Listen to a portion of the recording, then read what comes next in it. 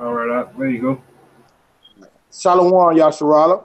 We're going to start out by giving infinite honors to Yahweh, by Hashem, Yahweh Shai, by Hashem, Bakar Kodash. And we give double honors to our elders from Great Millstone up in New York, from Elder Tahon down.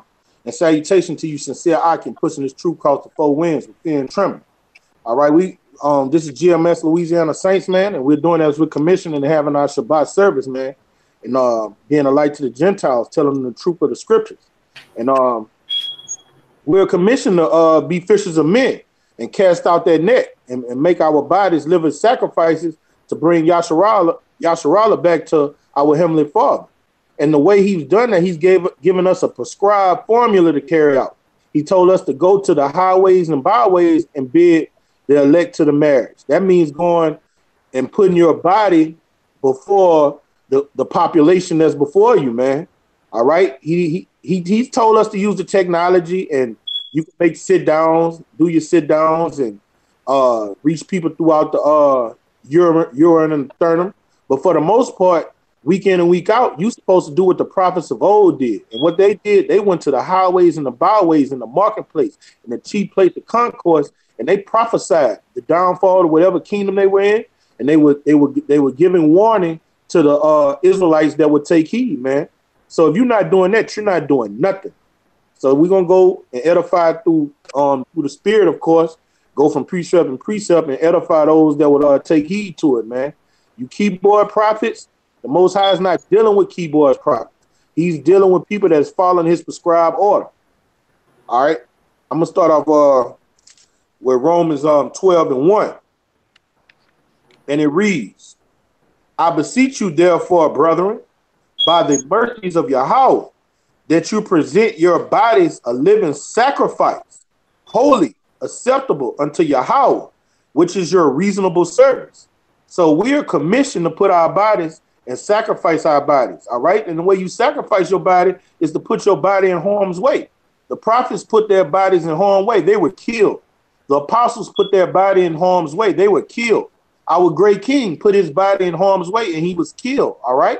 So we have to do what they did. We can't, just because we had this technology, go somewhere and be safe. How your body's being a living sacrifice if you safe in a fortress somewhere, talking shit, prophesying the downfall of this wicked kingdom in the confines of your home, man.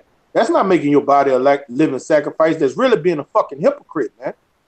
When you, in this scripture, it says it's your reasonable service to go out and prophesy against the nations, man. All right. And that's what you have to do, man. You have to go teach. You have to be willing to touch the people, man.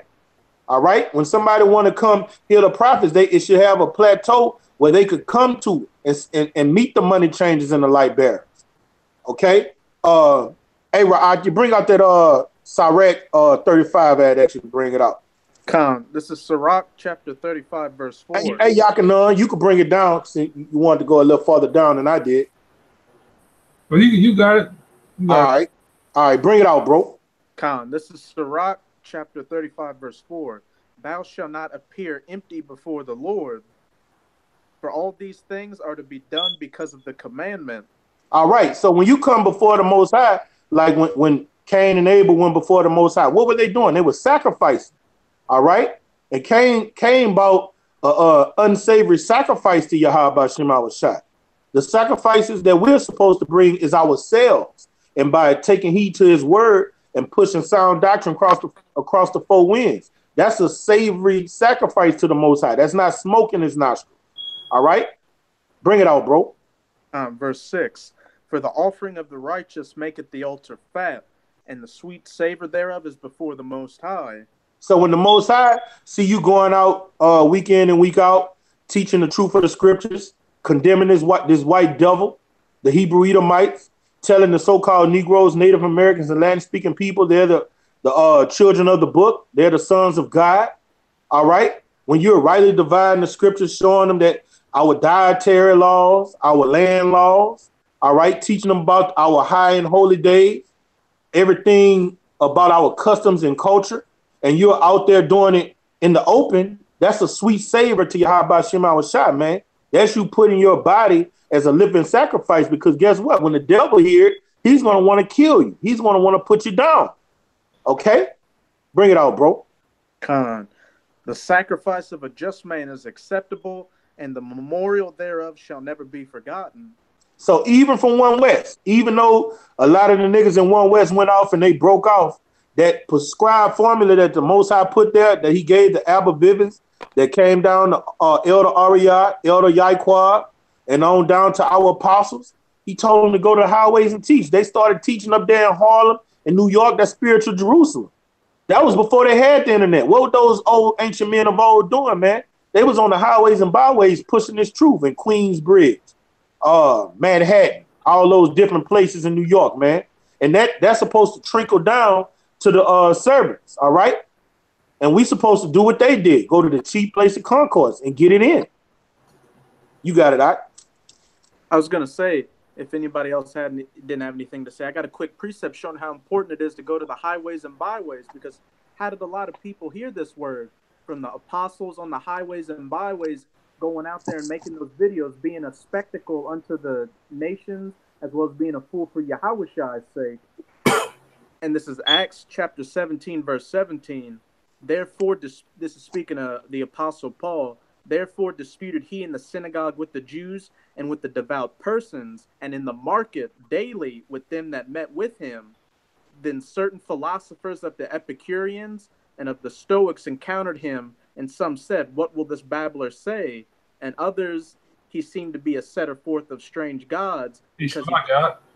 Go back when you finish that. Go back and get that word market. Con, I'm using my phone, so I'm not able to get it. I'm gonna get it. I can't. I'm using mine too. I'm gonna get it. What precept it is? Acts 17 and 17. I got you. Go ahead. But yeah, I'm going to reread verse 18. Then certain philosophers of the Epicureans and of the Stoics encountered him, and some said, what will this babbler say? Others, some, he seemed to be a setter forth of strange gods, because he preached unto them Yahushua and the resurrection. And real quick, you see, going out to the highways and byways, you come up against all these other different philosophies.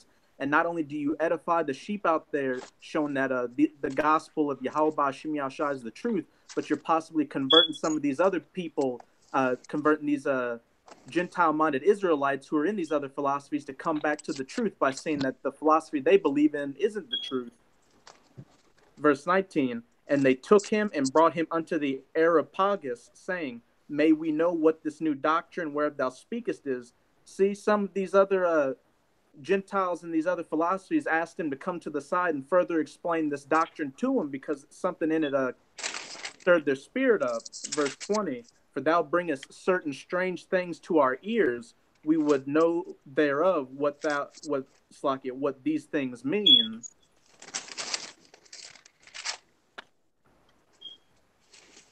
I got that. I got market. You want me to bring market out? Yeah, it should be Agora. But go ahead. It's Agora. Yeah, it's Agora. Yeah, go ahead. What is G58? Agora.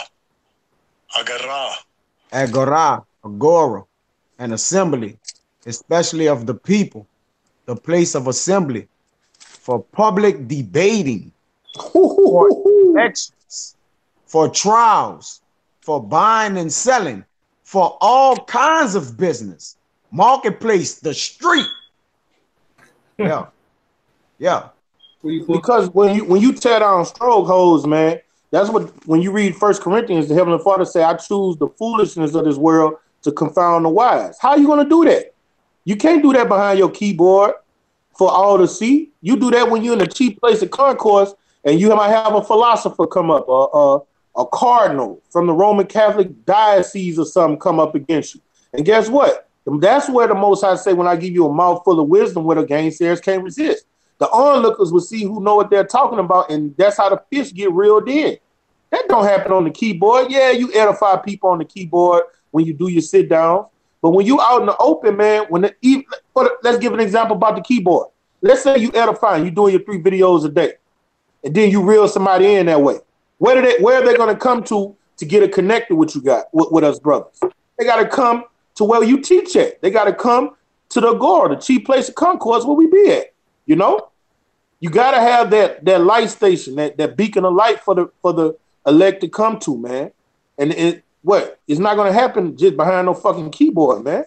I got a preset real fast for you. I actually got more than one, but I'm gonna start with this one. This is Matthew 5:15. It says, "Neither do any man light a candle and put it under a bushel, but on a candlestick, and it give it light unto all that are in the house. To let your light shine before men, they see your good works and glorify your Father which is in heaven." Or you need me to read it again? Yeah, read it again, Art. This is Matthew 5:15. It says, "Neither do men light a candle and put it under a bushel, but on a candlestick, and give it light unto all that are in the house." So, all right, when the disciples, the apostles, John the Baptist, Elijah, when they were sharing light to the children of Israel, man, they were out and about, man. All right? They were teaching out and about where people could come see their light that they were bearing, man. It wasn't in some dark room, you know, in some dark room, even though technology, we live in a different era, you know, they were somewhere where the people could come touch and see them, man. All right? Because you got a lot of niggas that make edifying videos and you can't be around them. They be some wicked niggas when you get around them and get up under them, you know? Because you got people, a lot of people that memorize a lot of precepts, but when you're around them and you get around brothers, you could see their actions. Do it line up with what they teach? You know, you got a lot of guys that memorize precepts, and when you look at them on the video, they look like they're getting it in, man. You got to be connected to the brotherhood. That's why the scriptures say, forsake not the coming together of the brothers, man. You got it, Art. I got something to back you up with that too, huh? You got a little more. It says, "Let your light shine before men, that they may see your good works." And Yahweh shines this light. Yahweh shines that light. All right. And what is the light? The word. The words that he give us to go push across the four winds, man. All right. And he say, when they see your good works, man, they see you rightly dividing this light. All right. Tearing down stronghold. This light, this word is what's going to cut people up and rebuke people and reprove people. All right. That's what's going to bring Jacob back to him. All right. And people got to be able to see it. You got it, all right? It says, "And glorify your Father which is in heaven." Yeah. And the way you glorify him, Romans 15:4 say things done aforetime was done for our learning. You do what the men of old did. All right. You come out there where a brother could salute you, man. Where a brother see you getting it in. Where a brother see you standing boldly in front of this devil and those that persecute you, man. It's easy. Anybody could get behind the keyboard and write down what they're gonna say before they do it, you know. But when somebody come up against you and debate against you, all right, then you see how that guy's swinging that sword if the spirit is on him, you know. Hey, I can say something. You got it. Because a lot of brothers in this camp know me, man. I like to deal. Let's deal in the flesh, man, face to face. Con. When I'm dealing with you or debating with you face to face, I can see your emotions. I can see that if you really believe what I say, going back and forth. Because, you know, you're behind a keyboard or talking to a guy on the phone, you'll say something about your Howard Shy, about the chip. He's on the back of the line like, man, come on, I don't want to hear that shit. You know what I'm saying?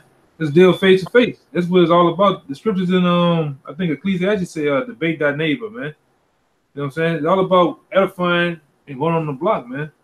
You can't just be a keyboard prophet and not be about the Father's business, man. There's many guys that do that shit all day. Go ahead up. This Galatians 6:4. This goes right into what you were saying, yeah, Quad. It says, "But let every man prove his own work, and then shall he have rejoicing in himself alone and not in another. For every man shall bear his own burden." This is the point. "Let him that is taught of the word communicate unto him that teach it in all good things," man. Con. Break that down, Doc. And like you were saying, if you teaching a man of the word, man, then he should be able to approach you, like you said, in a agora, in a marketplace, in the streets, or anywhere to show your conduct. A lot of times about the truth, I always speak about his anascrophe, man. So Man trying to see your behavior, how if you rocking, if you brothers on the spirit of basically saying, watch the video with the brothers in Mississippi with your conduct matching up with the word. All right, you could drive a unbeliever in on based on your conduct alone. Just on how you conduct yourself as a man of the Lord, and be like, hey, man, you know, I ain't know this guy was into this. You know, he into this. Let me see what this about. You know, it may get me on track. Or however the placement. But the point is, it says, let him that is taught in the word communicate unto him that teaching and all good things, man. Being able to come in, like he said, face to face, man. Because men of the Lord apply pressure with this word, man. Pressure be applied to men. So when you telling a man something, or you looking, like he said, you looking for expressions and actions from a man to see if he really serious. That's why I can always be like, oh man, a lot of men that come out there, what he said, oh, they ain't coming back out there. The guy that came from Hammond, oh, he ain't coming back out here. He know from what? Body language, expression, things he done, you know what I'm saying? But that was it, And look, and brothers be short, man. When we dealing with people and looking them in their face, we could tell when they bullshit, man. You know? Add on what you say. Like Yakana just said, man. We read spirits, even when we bringing it out and somebody just looking at us and they not saying nothing. The spirit be out there so heavy, you know who bullshitting and who really digesting it. You know what I'm saying? That happens from being face to face, man. That happens from the spirits being around each other, man. And another thing, man, that keyboard way of doing things is certain areas in this truth you can't handle without being physically in front of one another. You see what I'm saying? Let me bring out this precept. This is 2 John chapter 1, verse 9. I'm gonna start at verse 10. If there come any unto you and bring not this doctrine, receive him not into your house. You see, the people that we receive in our house, when we go amongst ourselves and go to each other literal houses, all right, we scan those people first, man. We don't just bring anybody into the house, man. All right, they got to come under that stick, what that book in the book of Ezekiel say, they got to come under that rod, man, to see if they we test the spirit to see if it's of Yahweh Shema shot, man. You don't just let anybody in your house because they thumbing up the videos saying, oh man, I'm glad what you brothers doing. They got their pom-pom, shaking them bitches, riding by, hey, shalom, Akim. Nah, man, that's not how you deal in this truth, man. You deal by dealing with the brothers, man. All right? Coming to camp with your note and pad and interacting with the brothers, man. All right? Staying connected to the body, man. That's how you tell. That's how older brothers and brothers in the truth tell that somebody's on point or not, man. You can pull off all kind of shit if you just dealing with somebody through a keyboard and a phone, man. All right, and the rest of it reads, receive him not into your house, neither bid him Godspeed. All right, you know, and that's getting a little bit off the topic. I wanted to bring out the part, man. We don't let anybody in this house, man. All right, you don't let anybody in this house, and the only way you're gonna be able to read their spirits, man, you have to have physical contact. It's a scripture. All right, I'm gonna get it. I'm gonna get it in a few minutes. A lot of communication is non-verbal. Looking in the person's eyes, their body language. Because I'm going to tell you something else. When we go on these black-ass nigga bitches, you'll have somebody out there receiving this truth. But when they hear you go in on these nigga bitches, look at the continents on a lot of these guys, all right? They'll be receiving everything till you start talking about the black bitch. You know, you got to eat this whole roll to get this whole doctrine. Oh, I believe that's the chip. I believe all that other stuff. But when you talk about that goddess, man, I just can't agree with that, man. My mama a black woman. You see what I'm saying? Ain't nobody like that coming amongst us, man. I got a precept. Straight up and down. I got a precept going into what you're saying just real quick. It's Sirach 11 and 28. It says, judge none, blessed before his death, for a man shall be known in his children. Now here's the point. Bring not every man into thy house. Con. For the deceitful man has many trains. Con, all right. And the way you deal with a deceitful man, what that scripture in Proverbs say is 17, the Most High hate, a lying tongue, feet that are quick to do evil, but all that sign language and body languages and shit. The Most High taught us how to discern shit, man. All right. You can't, when you deal with a deceitful man, if he do have an alternative motive, it's easy to catch it if he's amongst you in your face, man. Got a little more. I'm tripping. He got a little more. Going into what you just said. This verse 30 says, like as a pargerage take it and keep it in a cage, so is the heart of the proud, and like as a spy watcheth he for a fall, but he lay in wait and turn good into evil. Yeah, and that's how we look at a lot of you keyboard prophets, man. That be on the comment boards, but not looking at it, man. We don't know if you're a spy or a fucking fed, you know. And the only way we're gonna know if you're a spy or a fed if you come amongst us, man. You know, all that cheerleading with your pom-poms, man. We can't discern your spirit. You behind a keyboard and we typing to each other. Like all us brothers, man, we met each other through the Urim and the Thummim, but then we got that physical place. We're like, all right, meet us here this day on the block, man. We're gonna hook up. What, you know what I'm saying? All that keyboard shit, man, that shit getting ridiculous, man. Shalom. Hey, man, get your ass out here in the block and come salute us. Come salute us in our faith, man. Look at us in the eyes when you salute us, man. I got a little more. Let me finish the point. Verse 30 says, like as a partridge taken and kept in a cage, so is the proud, so is the heart of the proud, and like as a spy watches for thy fall, but he lay in wait and turn good into evil. And in things worthy praise will he lay blame unto thee. Hey, bro, and that's another reason a lot of them don't come out there, man. They believe a lot of the stuff we say, but some of them don't come out here just because they see our spirit, how raw we be, man. That's the wrong reason not to get this truth. If you're in that spirit, man. You look at some brothers, you look at their page, all they do is eat from GMS, but they don't hit up the brothers that's right there in the next town over. You got a prophets right there, right next to you. You eating from GMS. But you don't come get yoked with the brothers that's right there by you. So it must be something personal for you not to come and get yoked with those brothers. You know? Man, you come out there with the prophets, man. Hey, Rodney, get 1 Corinthians 14, start at 22. But go ahead, my bad. But go ahead, you got it. This is 1 Corinthians chapter 14, verse 22. Wherefore tongues are for a sign, not to them that believe, but to them that believe not. But prophesying serveth not for them that believe not, but for them which believe. If therefore the whole church be come together into one place, and all speak with tongues, and there come in those that are unlearned or unbelievers, will they not say that ye are mad? But if all... Keep going? Yeah.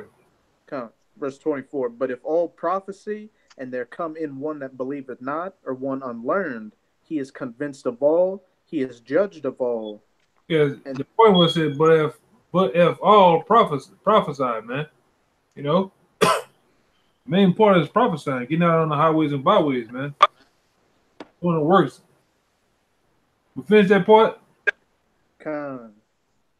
25.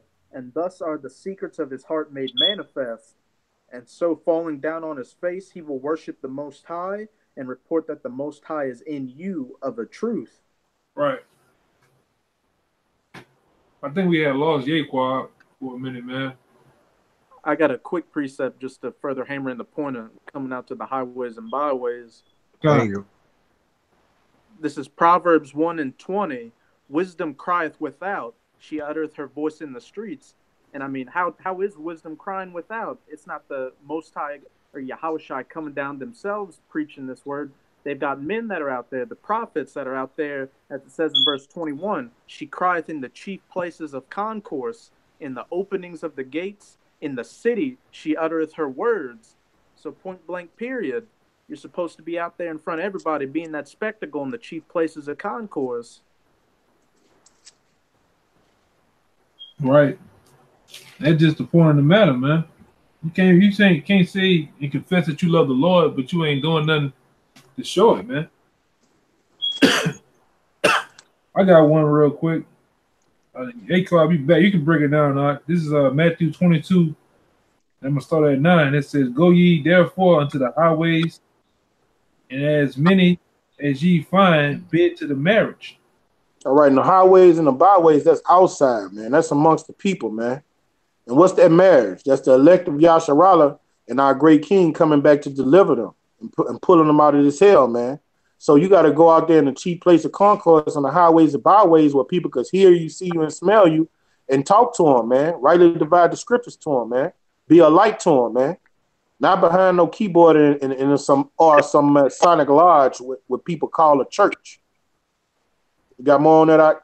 They got some more. It says, so those servants went out into the highways and gathered together all as many as they find. Is that not what the apostles of old did? Did he not send them out 2 by 2? And they went to all the towns all throughout Judea and Israel? And they came back happy, saying, "We cast out demons, and the demons are subject to us," and how the spirit was on them heavy. They didn't go and they wasn't in the what you call it? What the Sadducees were? The synagogue? The synagogue. They wasn't in the synagogue. They was out and about teaching all throughout, going through the different towns all throughout Judea, Bethany, Galilee, Capernaum, all those different towns, man. Getting it in. You got it, bro. It says, so those servants went out into the highways and gathered together all as many as they find, both bad and good. And the wedding was flourished with guests. And that's what you do, man. And that's the Most High's prescribed order, man. That's what the prophets did, man. In every captivity, when Jeremiah was out there prophesying, that we was gonna have to go into Babylon, he was out there where everybody heard him. That's how they was able to come hold fast on him and throw him in the dungeon, man. Okay, they was able to come get Isaiah and cut his head off because he was out in the open, man. He wouldn't stop. All right. Yeah, who that was got stabbed? Andrew. When it got stabbed, the high priest stabbed him. But yeah, man, they was out in the open amongst the people, man. And the scriptures tell us that's what's going to happen to us. According to Revelations, the 2nd chapter, a number of us, you got to be found faithful unto death. All right, and what's going to make you become a marked man? By out here pushing this truth. Elder Tahar, Elder Gabar, Elder Ricard, Elder Elimlab, all of from them on down are marked men. They're on some board in some FBI room. You know how they make that little case, they build that case, they're on some board and all their fruit, and they're marked men, man. What's that, the red list? They want to kill us, man. They ain't worried about no nigga behind the keyboard, man. You're nothing. You're not doing how Yahweh Bashim Awashah commanded us to do it. You got it out. Yeah, just by you, I bring it out all the time. Just by you looking up GMS and Israelites on the IP address, man, they got your ass, man. So you might well, if you're gonna die for something, you might well die for a cause and a reason, man. You know what I'm saying? Like I said, a lot of you guys, you know what I'm saying, you don't want to put foot to pavement, man. You want to pump up everybody and shake the pom poms and be a what they say, a groupie. But it ain't about that, man. It's about getting in the game, man. A lot of you guys need to get in the game. A lot of you guys need small towns in Louisiana, different small towns in Ohio and Atlanta's and Mississippi's and shit. And nobody need to get your ass out there, man. I got a scripture right here that backs it up. Because if you're scared and nervous, the Lord will put the foundation out there. So it's full camps out here now, man. And if they don't, you get close to one. You get built up to know how to do the do's and don'ts, man. Learn how to conduct yourself. Learn how to get built up in the scriptures and the breakdowns. So we don't have long, man. This is Ecclesiastes 4:9. It says 2 are better than 1. It says because they are a good reward for the labor. Where if they fall, the one will lift up his fellow. But woe unto him that is alone when he falleth, for he has not another to help him. So that's what it is about, man. If you scared to get out on the highways and byways because you're by yourself, you're an hour away, 2 hours away. That's nothing, man. Go drive to the major camps, man. And like I said, I'm gonna get on a lot of you guys in Louisiana. There's a lot of you guys in these small towns, man, that know about this truth, man, that believe, that sincerely believe. I'm gonna say that. What you scared of? That's why I named the video that, man. If you've been watching videos, now what? Now what? Okay, you've been building up for a year and a half. Now what, man? What you gonna do with that?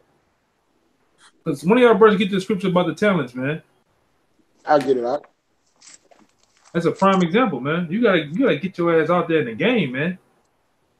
Hey, the Lord already ran the score up on these devils, man. They losing, man.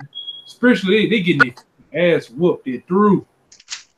So what you do when you beating the shit out of an opponent, man? You put the backups in. You put the guys to get more experience, man.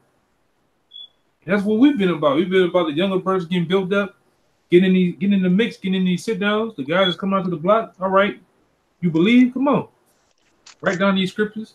Come out, fellowship. Let brothers know you. You let brothers you learn brothers, man. We're open book to each other, man. Go ahead, Al. All right, this is Matthew chapter 25, verse 14. The kingdom of heaven is as a man traveling into a far country, who called his own servants and delivered unto them his goods. Verse 15. And unto one he gave 5 talents, to another 2, and to another 1. Right. To every man according to his several ability. Right. And everybody got in this truth, man, who knows and who actually doing the work has ability in this truth, man. The Lord gave some guys 1 talent, some guys 5, some guys 4, which is about whatever he has given you for as whatever gift the Lord has given you in this thing for as prophesying, diverse of tongues, being a help. Because some guys ain't in a spirit to be a speaker, but some guys are damn good helps, man. When I say helps, you bring water to brothers, you hold the camera, you hold the umbrella to the brother, man. You will play your part, man. Be that talent, push that lot that you have, push it. Get in the game. Go ahead, Doc. Go ahead, Doc. All right. And straightway took his journey.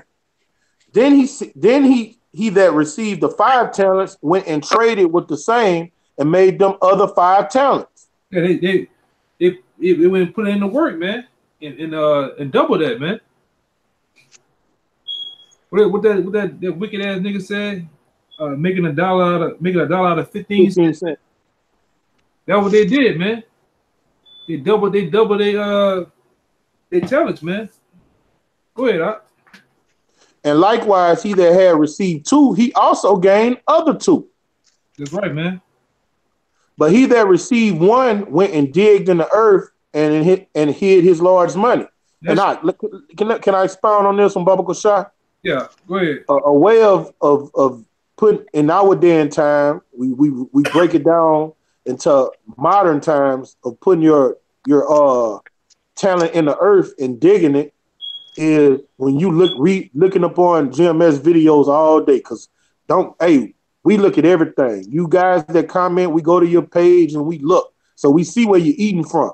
So we look, you gaining all that knowledge, eating all these rivers of water, swallowing all these gold nuggets and pearls. But guess what? You're not on the highways teaching. So that means you have took that knowledge you've got, and the most you might do is do a video, that's putting that talent in the earth, man. Because the way you go bear more fruit is you go out amongst the people, man. You ain't did nothing until you come out and start teaching. In fact, you got this misconceived notion that you're in the truth, but when you learn that you're an Israelite. No. You're in the truth the day you put your hand to the plow. Yeah, you found out you were an Israelite at a certain time, but you're in the truth when you do what Yahushua did.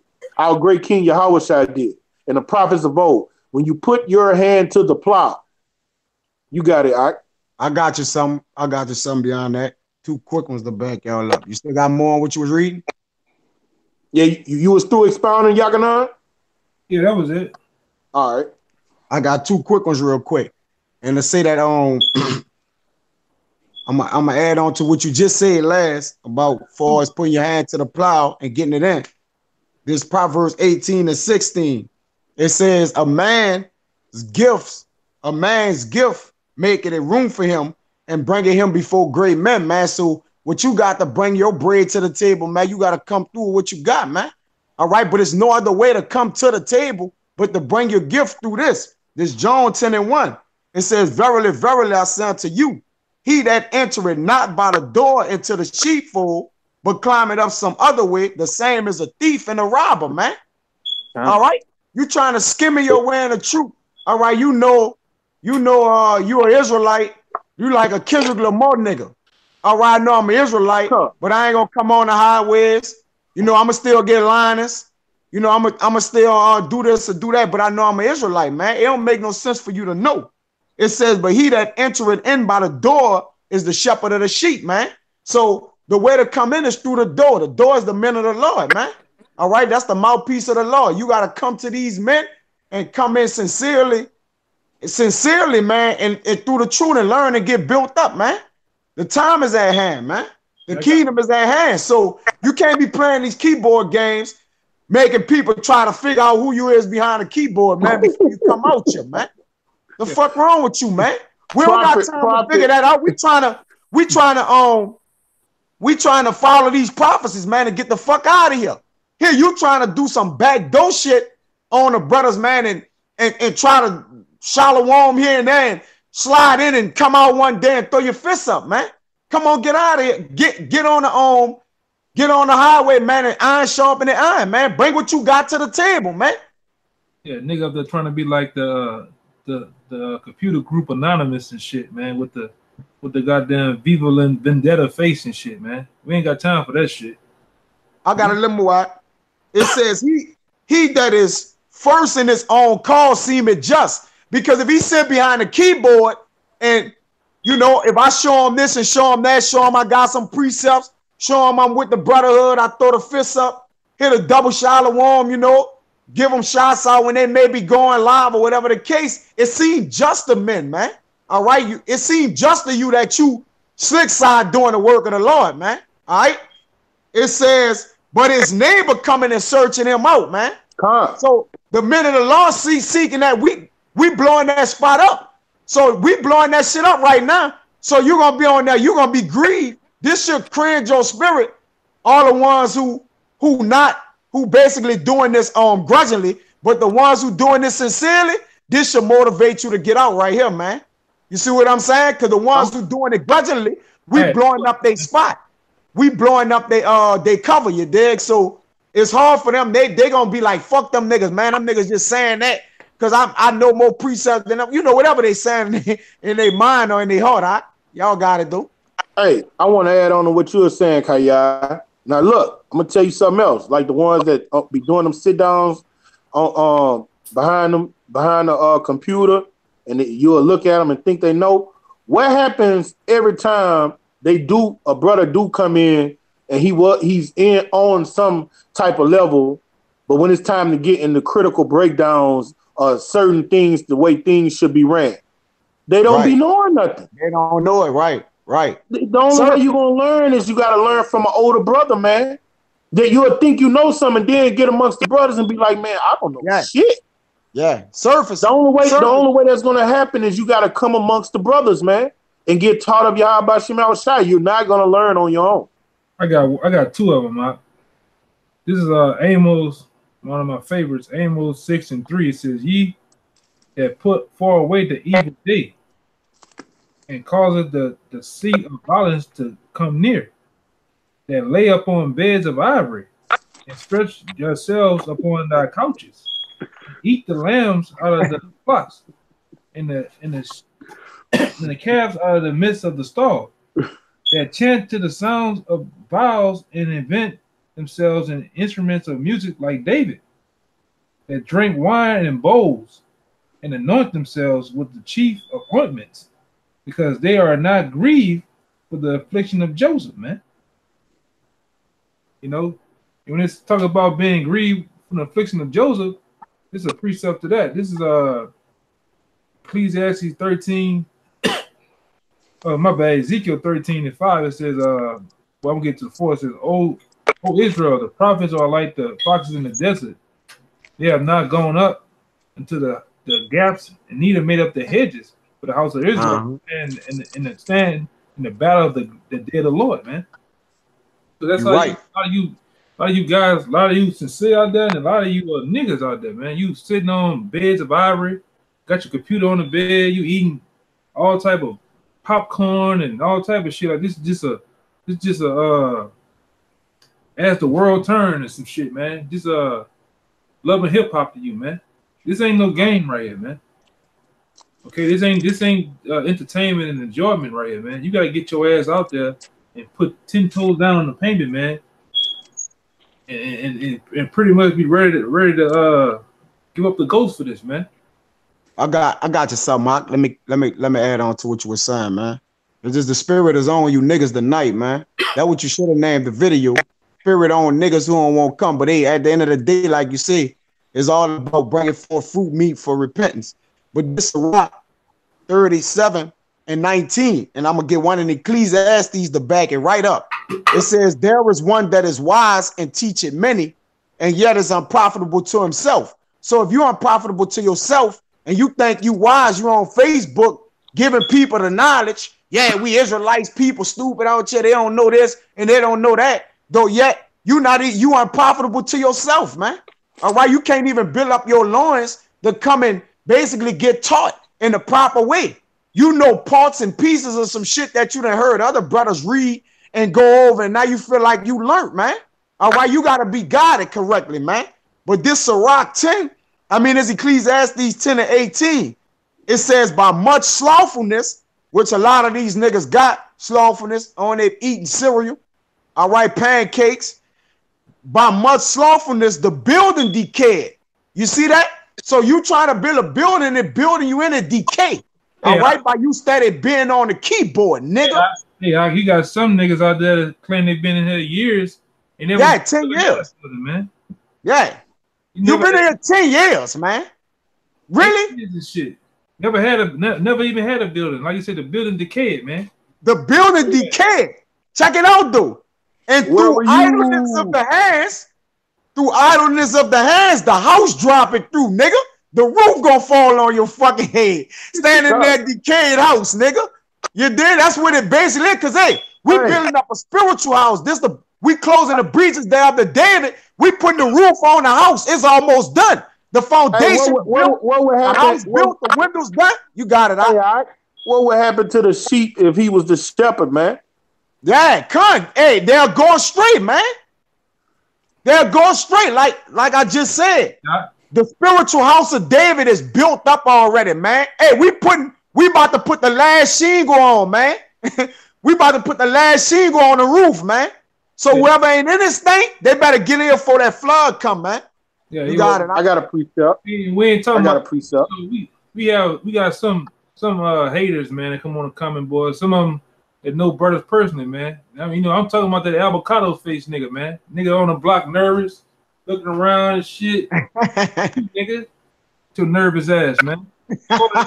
Man. That's them niggas who building decay. So like, you got it. My bad. I got to man. Everybody be hungry, man. We'll be looking like South African with flies around our faces. Go ahead. Be famished, man. This is Ezekiel chapter 2. I'm gonna start at verse 2. "And the Spirit entered into me when he spake unto me, and set me upon my feet, that I heard him that spake unto me." It's talking about Yahweh by Shimei Shai talking to Ezekiel, the prophet. He's charging him to carry out a mission for him. All right, now let's see what he tell him to do. Verse 3, "And he said unto him, Son of man, I send thee to the children of Israel, to a rebellious nation that have rebelled against me. They transgress against me even to this very day." So he said, I'm sending you to a people, man. All right? You have to go out there amongst those people. The scriptures say, our great king said, "I send you as sheep amongst wolves." All right? So that's how you make your body a living sacrifice. All right? "They and their fathers has transgressed against me even unto this very day. for they are impudent children and stiff-hearted. He say, I do send thee unto them. All right. In this day and time, he's doing the same thing. Nothing changed. Our great king say, I'm the same yesterday, today, and forever. All right. So when I tell you to go prophesy, go to these people in the chief place of concourse. All right. Hey, we got a guy on the page. You can answer this for him, man. It's pretty simple. I don't know why Jake make up an excuse. This says he said this guy named Michael P. says if Esau can use the TV and Facebook and etc. to destroy, then why cannot the same device be used to save the bros? And then he not listening to our sit down. He must have came in halfway. We're commissioned through the Spirit to do 3 sit downs ourselves on the on the internet. We do edifying videos day in and day out. But if you're not on a cheap place of concourse out there making your body a living sacrifice, you're not doing nothing. You doing videos on a keyboard. How when somebody get edified, where they gonna come meet you at? Where y'all gonna get it in at? At your house? Man, we started off with 2 of us brothers. Now we up to 20-something, man. Okay? We're pushing 20. All right? Those brothers that came in, they saw us on the internet. Then they came to the place where we were teaching, man. All right? That's the Most High's prescribed order. Just sitting, we're not against doing edifying sit-downs. We're against if that's all you're going to do. How is the prophets going to teach you? How are you going to be keep the commandment when he say, don't forsake the assembly of the saints? What are you going to do? How you going to do what I'm reading right now with Ezekiel? I'm going to skip down to verse 8. All right? This is Ezekiel 2 and 8. But thou, son of man, hear what I say unto thee. Be not rebellious like this rebellious house. Open thy mouth and eat that I give you. And when I looked, behold, and the hand was sent unto me, and lo, a roll of a book was therein. And he spread it before me without, and there was written, lamentation, mourning, and woe. So where you gonna prophesy your lamentation mourning? You just gonna be doing it on the internet? That's not what the prophets of old did. They were out getting in amongst the people. And when they bought that bad news and they dread, man, the people came to put them to death. Hey, man. Yeah. I got a real, somebody get James 1 and 22. But I got a bad, I want to say this, but it's like, it's to the point. You remember when you watched Dave Chappelle and he played the role as the Black Ku Klux Klansman? And you remember he went up there and gave that speech, and what did the people that followed him say? We want to see you. We want to see you. They just listen to a guy talk all day. They want to see that. They want to see the teachers, man. They want to see who's behind the mask, man. We ain't got no mask. We out there, mask off, face. We out there on Front Street, man. There ain't no secret. We out there lives on the line, man. You can't do that all day behind this TV, man. If I was left up to you, I would never find you, man. Like that, you know. I found that. Don't get it twisted. We found the elders. Some brothers found the elders through the internet. The elders was on Front Street, man. It was out there on the open, bro. Say, that James. I got you something after that, James. To bring it out. Yeah, go ahead. I got the. That's right. The brother Die Esau folk. He said you gotta have faith, bro. Yeah, you gotta have faith, man. What he said? Hey man, if you don't, hey man. Go ahead, bro. What do you say?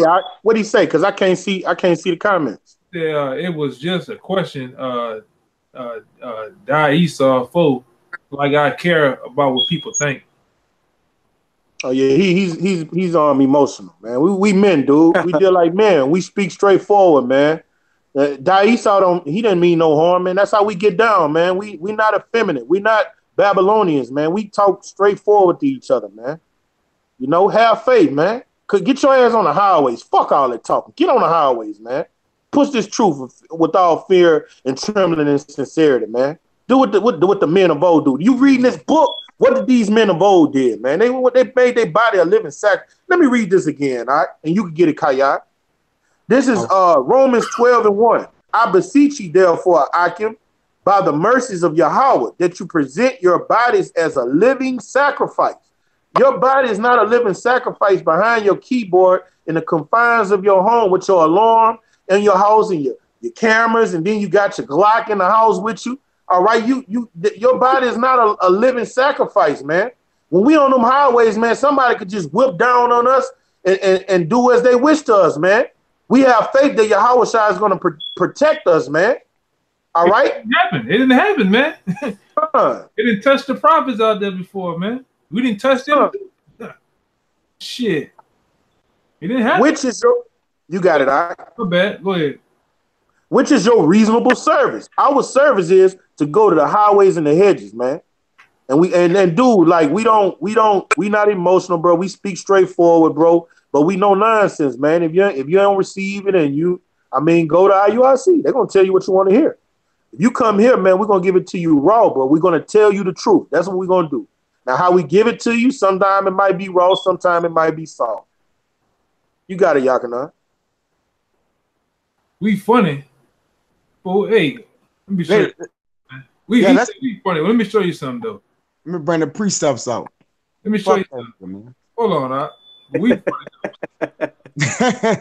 You know it. Same thing make you laugh, make you cry, man. We funny though, man. Let's see what you working with. Broad Street, Michael P. 3 subscribers. Upload. You ain't done. Let's see what this is, man. Jewish people that they only deserve 1 holiday.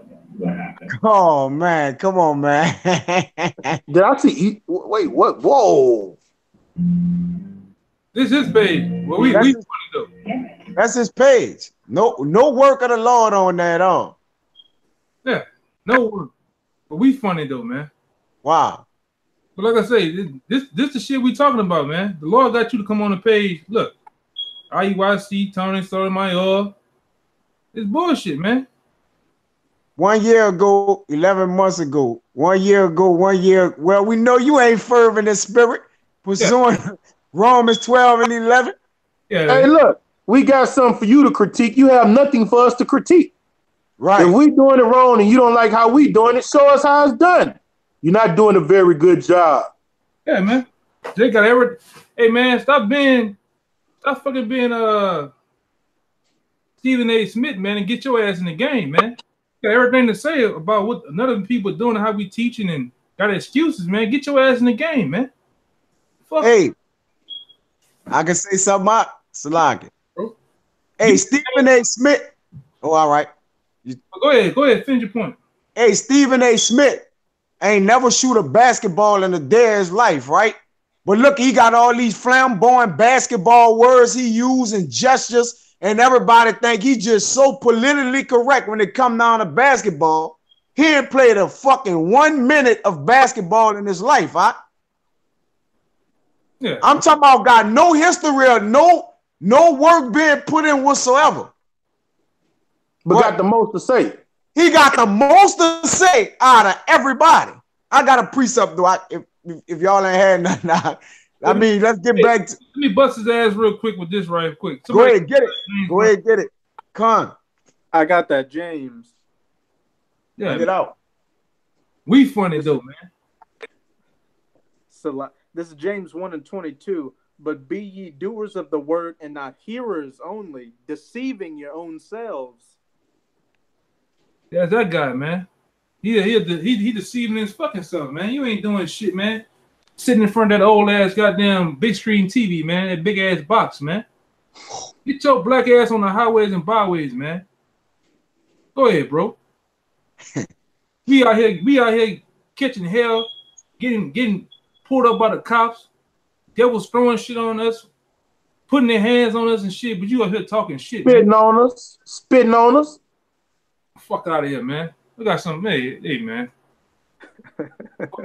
Yo, boy. Hey, that's through the spirit he came on here. That's good. So you know, let's flame his ass up, man. Jeremiah 5 and 14, man. We're gonna make these words for you. We fight, we wrestle with higher principalities and higher places, man. Hey, you gotta get ready for your own destruction, man. We got bigger things to tend to. So let's get down to it. This Proverbs 11. Hold on, finish that. What you calling them out real quick? All right, come.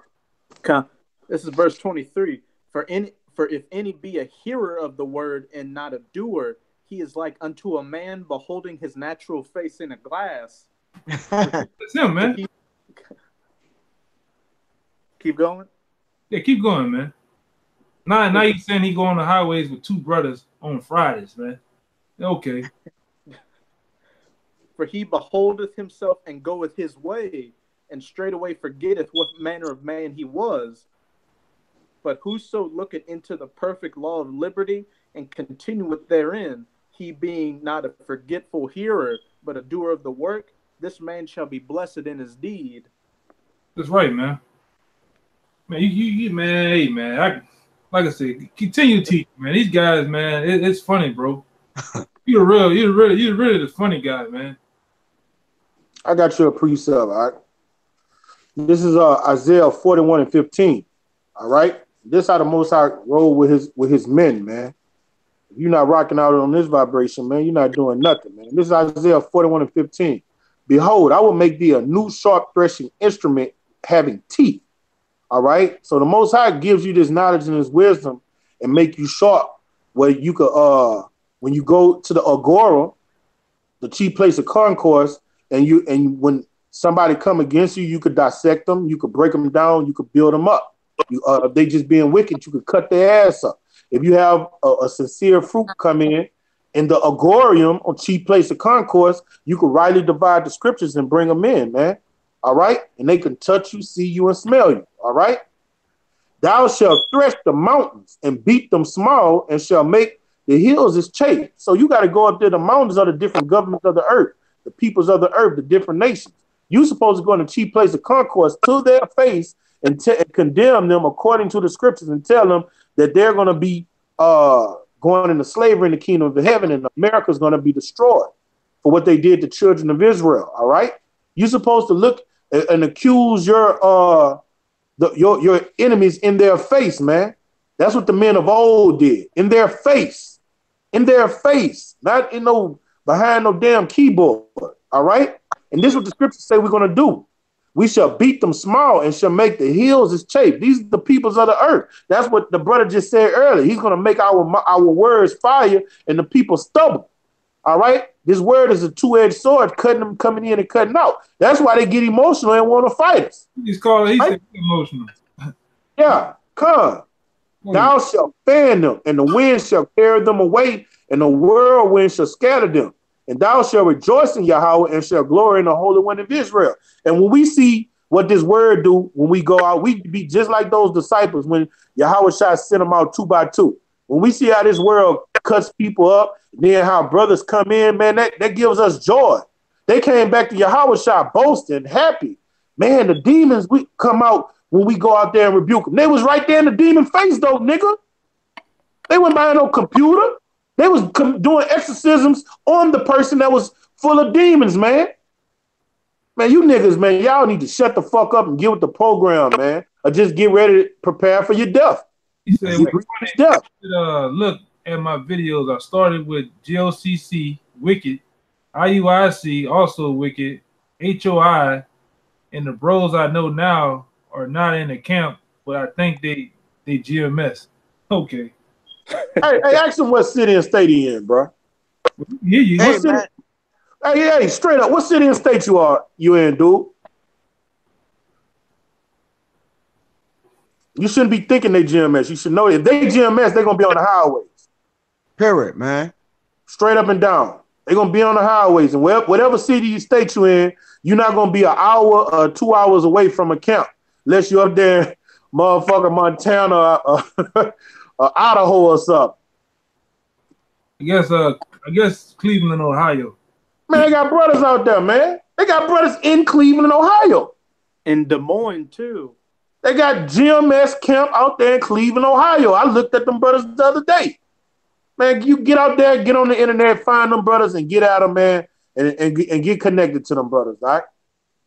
You know, we not here to, you know, when you just come up here and you don't come correct, man, we're gonna get on you. But man, go up there to them brothers in Cleveland, Ohio. They there, man. They there. And go to their comment board and tell them you in Cleveland and ask them where they teach, and then wherever they teach, you go out there with them. And I assure you, if they're in the GMS, they are in the GMS, they're gonna rightly divide the scriptures on accurately, man. That's all you gotta do, bro. I got some, Mark. Back to regular scheduled programming, yeah, back to regular scheduled program, Mark. This Proverbs, you had something y'all can not? Want to go? All right, this Proverbs 11, and I'm gonna go from 24. I'm gonna go to 26. It says, "There is that scatter it, real quick, and yet increase." Huh? Real quick, I wanted to see something real fast with this guy, man. You talking about these brothers right here? Them brothers right here? No, they got GMS. They got a GMS. Who I'm talking about? They say that's GMS. Yeah, that's them. Yep. You need to get at them brothers, all right? Right. Get at them, dude. Yeah, but go ahead. All right. This Proverbs 11 and 25. It says, well, I'm gonna start at 24. It says, there is that scatter it and yet increase it. And there is that withhold it more than that is meat, but it tended to poverty. It says the liberal soul shall be made fat, and he that watereth shall be watered also himself, man. And when we give out these rivers of living water, man, all right, we building up our spiritual bank account. You know, we watering the flock. We not leaving them dry, thirsty out here, man. All right. So you got to know what is meat and sufficient for the Lord to be speaking about the Lord, man. It said the men of the Lord. Like David said, man, who is this uncircumcised Philistine that defiled the army of the host of the Lord, man? You out your mind, man. You don't know you talking to. It says, he that withholdeth corn, because we feed the flock. Like Yahushua told Peter 3 times, feed the flock. Corn is symbolic to this food, all right? The people shall curse him, but blessing shall be upon the head of him that selleth it, man. And we know when you buy this truth, you sell it not. So in all that is food, you giving it what? Freely you have received, freely give, man. All right, you got this bread and this water, Yahushua. You got to break bread liberally, and you got to give these, you got to let your rivers of living water disperse in the streets freely, man. All right? That's what's expected of the men of the Lord, man. That's what the Father freely have given us this knowledge, man. Lord willing, we have the whole free elect, man. Got it, right? He said, we bros, tell me, is locks, I guess locks in your head a sin? Question mark. Yeah. Go ahead, bro. Y'all handle that. Quab, you can handle that out. Because when you go into locks, hey, Baba Kashan, say Raya, go into the account where Samson, when it said it's locks, and then pull up the word locks. We're gonna show him what that is, man. Because and go if you don't mind, Quab, get 1 Corinthians 11 and about 14 or 15, where it says, even long hairs a shame to a man. It is a shame. Get that and go in that account Raya with Samson when it says about his locks, or either Ezekiel when they grabbed him up in the trance with his locks, and go into the blue letter on the word locks, and we gonna see what it say, man. Because we never locked our hair, all right? We gonna prove it, man. We gonna prove the shit is wicked, man. All right. You got that account and 1 Corinthians 11 and about 15? I got you, all right. Go ahead, bring that out. This 1 Corinthians chapter 11, verse 14. Come on. Do it not even nature itself teach you that if a man have long hair, it is a shame unto him? Okay, so and if you, matter of fact, just to edify that a little more, read one up what it says about the woman. All right, verse 12. For as the woman is of the man, even so is the man also by the woman. For all things are of Yahweh. Go ahead. Judging yourself as it is comely that a woman pray unto God uncovered. No, my I know where you want me to go. Yeah, I know it. Yeah, get the one when it said that her hair is a covering unto her. Go ahead. Yeah. All right, I got you. I'm gonna go down to verse 7, all right? Yeah, go ahead. I'm gonna go to verse 5. Yeah, hey, I just wanted you to show where the woman hair is her beauty unto her, is a covering unto her. All right, go ahead. All right, this 1 Corinthians 11:5. But every woman that prayeth or prophesied with her head uncovered dishonor for her head. For that is even all one as if she were shaven. Right. For if the woman be not covered, let her also be shorn.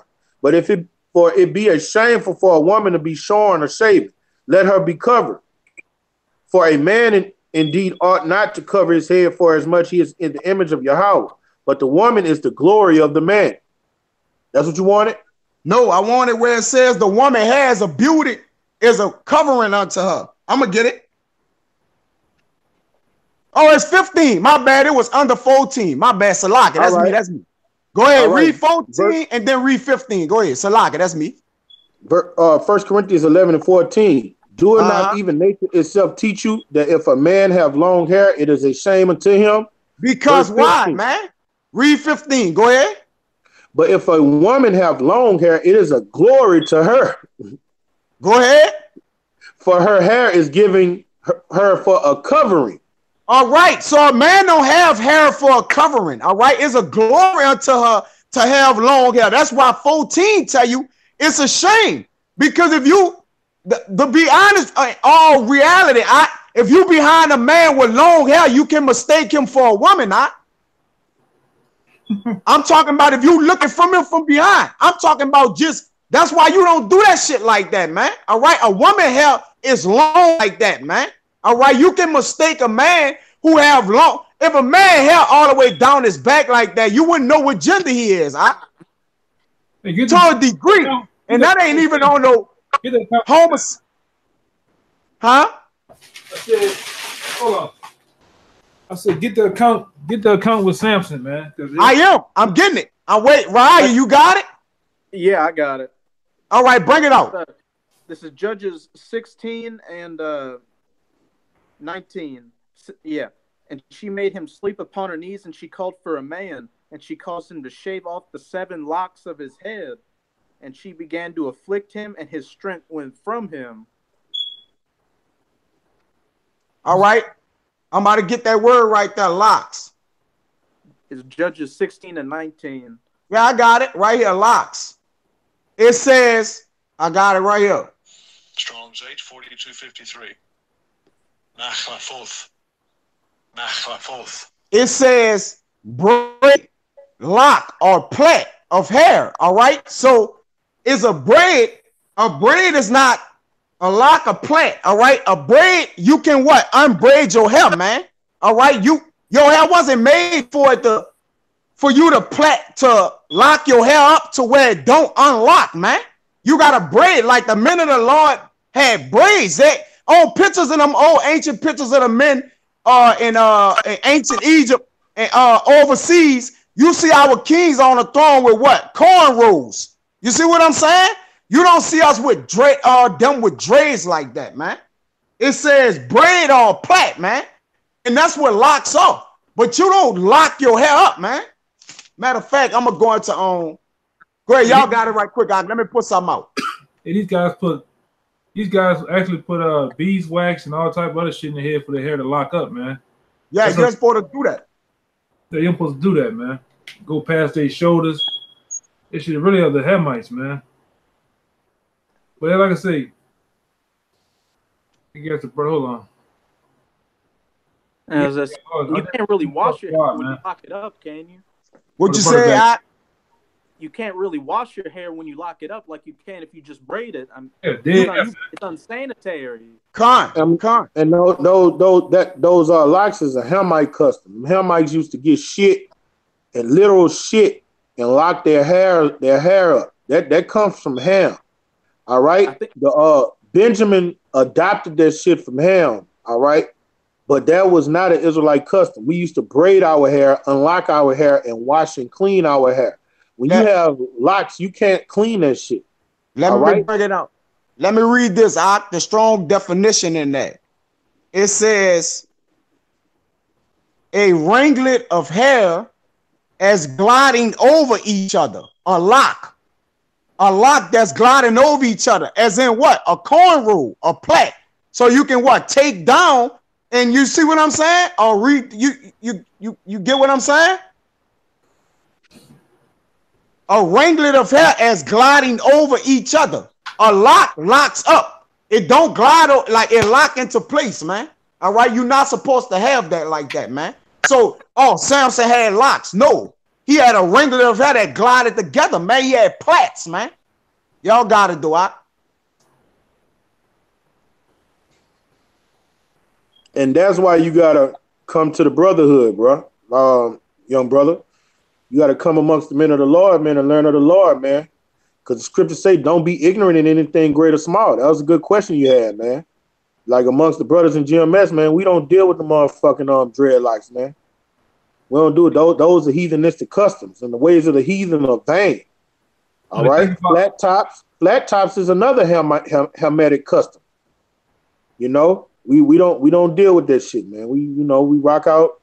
The Most High said in Luke 14, 26 that he'll give his Holy Spirit and put everything back in our remembrance. So we get our customs, our culture, our dietary laws, and how we rocked out through the Spirit, man. So the only way you're gonna learn certain things is by coming to the money changers, going to older brothers and older brothers teaching you, man. Hey, I was gonna say something too.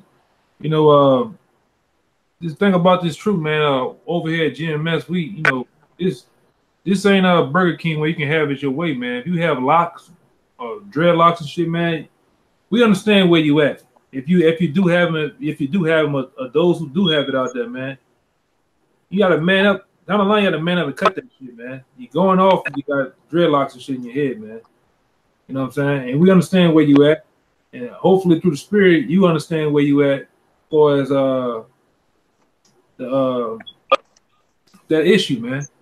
Hopefully, you man up and cut that shit if you do have it, man. When I first came in the truth, give you my testimony, I was growing dreads. When I met my older brother, he was like, you got everything right. You got to cut that shit off your motherfucking head. You know, that was the last thing that when I was fully persuaded that GMS had the truth, I had to cut that shit off my head, man. So, you started taking that shit. I be watching these guys do all this old shit, rapping like a woman. Yeah, like a woman, man. Cut that shit, man. That shit ain't cool at all, bro. Yeah, what the brother said. This another brother, new to the truth of the word. He said that would have me ashamed to do videos and go out new to the truth, but prayed and asked GMS always to be one on the point with my prayers when I asked. One of the brothers said, dreads are horrible when you in combat. You damn skippy out. You goddamn right. Hey, them guys in the NFL find that out. Niggas pull your hair when you running with the ball and shit. That's a beautiful point, man. Dreadlocks is horrible in combat, man. Hey, if I could say, they had a what's that word I'm looking for? They had a rule in the Roman military where they created that buzz cut because back then people had their hair long and they could grab your hair, pull your head back, and cut your throat. That's right. Yeah, man. We ain't out here to look like Fabio, man, and sell some butter, man. We trying to, we trying to keep the law, statutes, and commandments, man. You remember Fabio out? Remember Fabio Anquab? I don't know what you're talking about. I can't believe it's not butter. Yeah, I believe it's not butter. Oh yeah, con. Yeah, we ain't out here to be like that, man. We out here to, keep the law, statutes, and commandments, man. Like I said, we ain't out here for having long hair and shit, man. That's of the world, Brothers like my shit, I cut mine down a lot of times. Other brothers cut their hair, or you trim up just a little bit, the little wild hairs that go in your mouth and stuff like that. Your hair, man. I mean, you groom yourself. We ain't out here look like we throw it away. But hey, man, when it comes to that shit, man, just keep you some nice plaits. Some nice what they call them? Cornrows and shit like that, man. You can have a little hang time, man. But out here, let me try to find a video or a picture. These guys out here in New Orleans, let me tell you about their dreadlocks, man. These niggas be going past to their shoes, man. That shit look crazy as hell. But go ahead, talk. Let me find this real fast. Let me find this picture. And it gotta, like you say, man, it gotta be plaits, man. You're not supposed to be locking your hair up, man, to where you can't clean, because Israelite custom, man, we was clean people, man. All right. We was priests, we was clean, man, holy, set apart. All right, we not with that dirty shit, man. I be seeing dudes with dreads, man. That shit looks so dirty. And they got a dude that died. He had spiders made a cocoon in his head, like, lay eggs in there. I'm serious. I heard it happen to a chick before. Like the fucking spider lay eggs in his hair, man.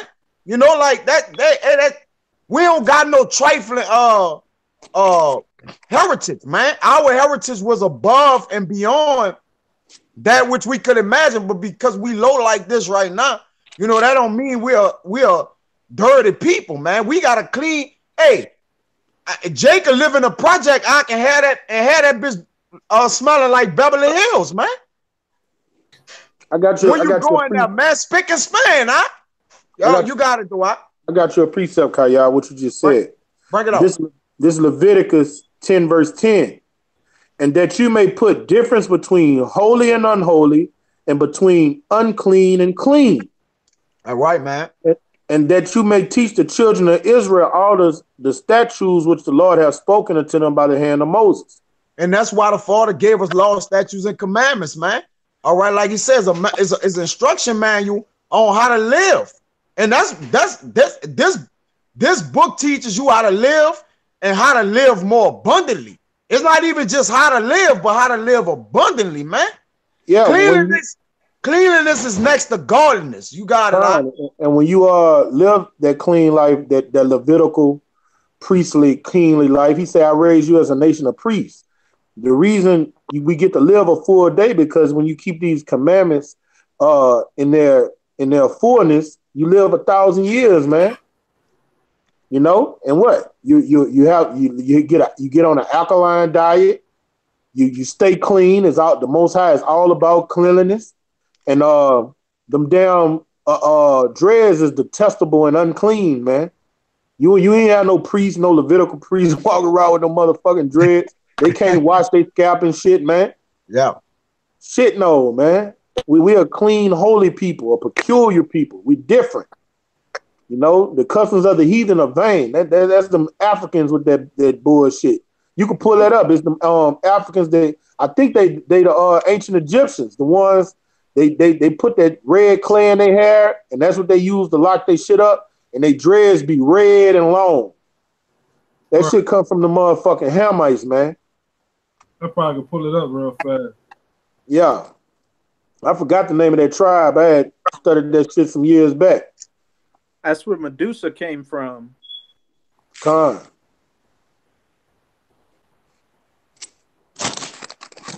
Yeah, I got a quick precept. Just to kind of go back on the topic of the video, because I mean it does come down to faith. Whether you have faith in Yahweh Ba'Shem Yahushua or not, to be able to go out there and show your face among the people. This is Jeremiah chapter 1, verse 8. Be not afraid of their faces, for I'm with thee to deliver thee, saith Yahweh. So, I mean, if you're out there doing the works, it's not like Yahweh Ba'Shem Yahushua is going to turn his back on. Verse 9.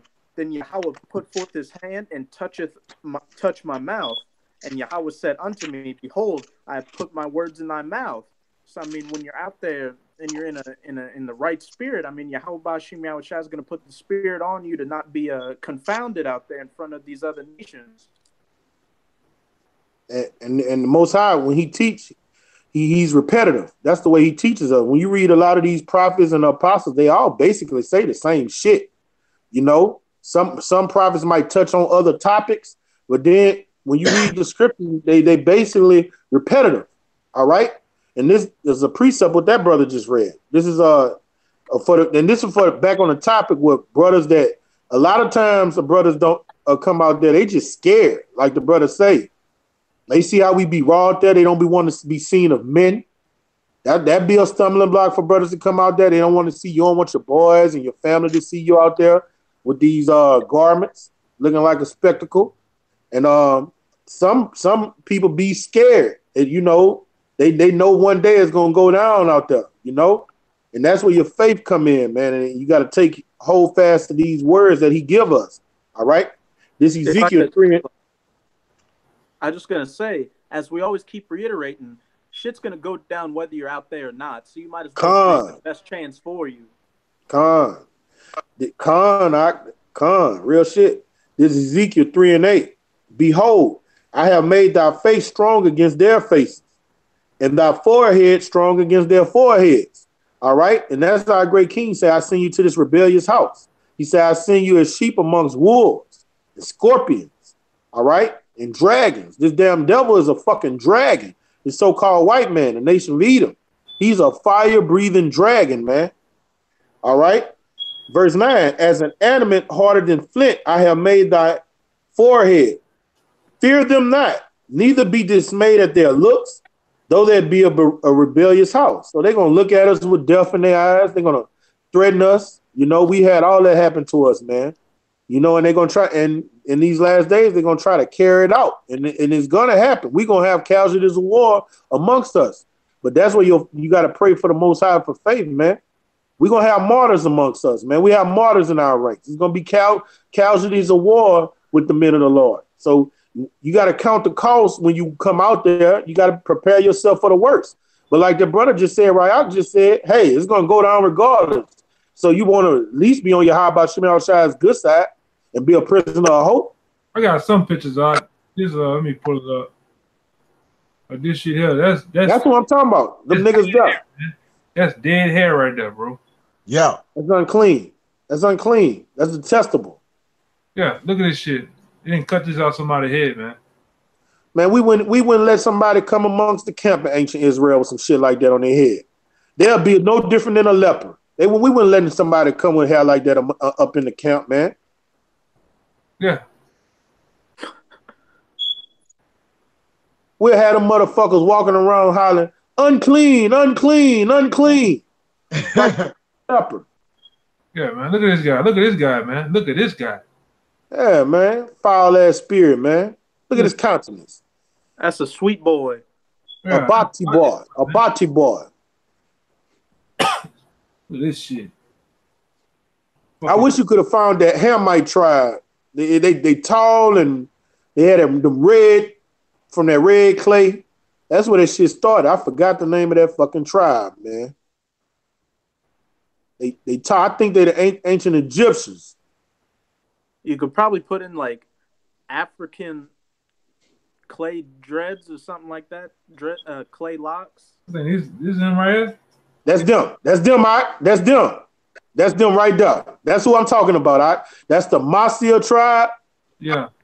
Yeah, that's them. That's who I'm talking about, bro. That's them. That's where that shit started from, them fucking Hamites, man. Yeah. So I said, you wanna go all out and be a Hamite, just grow a bone in your throat and your lip and be one, man. Go all out, man. We ain't about that shit though. Let me see. You got some more pictures of him, I think. Yeah, that shit just dead hair, man. It just continue to grow. When you cut that, most time when these guys cut that shit off their head, all type of dandruff, you know, build up, you know, all in they damn, all on their scalp and shit, man. You never clean that shit, man. Yeah, I'm gonna go back to there you go. And when you go into that word, ashamed, you know, ashamed and Corinthians, when they say that a man shall have long hair, should be ashamed to him, is in a strong, it says Strong's G 819. Atamia. It says dishonor, ignominy, disgrace. It says reproach, vile, ashamed, man, indignity, man, infamy. Like, come on, man. Why would if this was okay to do? Why would it be in a letters, man? Why? Why would the scripture say that it's a shame to do it, man? Brother, you know how Jake is. Well, I ain't see no law. You know, he ain't say, well, you can't have dreads on your head. Well, the letter don't always speak right to the exact words you need to hear, man. Hey, as it pertains to that, when Paul and Peter, when he say, I command thee and this and that, those are the laws. When Paul in Paul's writings in those letters, when he made a command, that's when his words, those are Yahweh Shemel Shai's word, man. Those are commands. Somebody get Acts 13 and 47. In fact, I'll get it. Yeah, it says base. It says less esteem, man. You base, you less esteem, man. This all right. You finished out? I'm finished. Go ahead. You got a salak. All right. This Acts 13 and 47. For so Yahweh have commanded us, saying, I have set thee to be a light to the Gentiles, that thou shalt be for salvation unto the ends of the earth. So when you read these letters in the book of Acts, and when Paul say, when he gave charges, you know what I'm saying? When he say,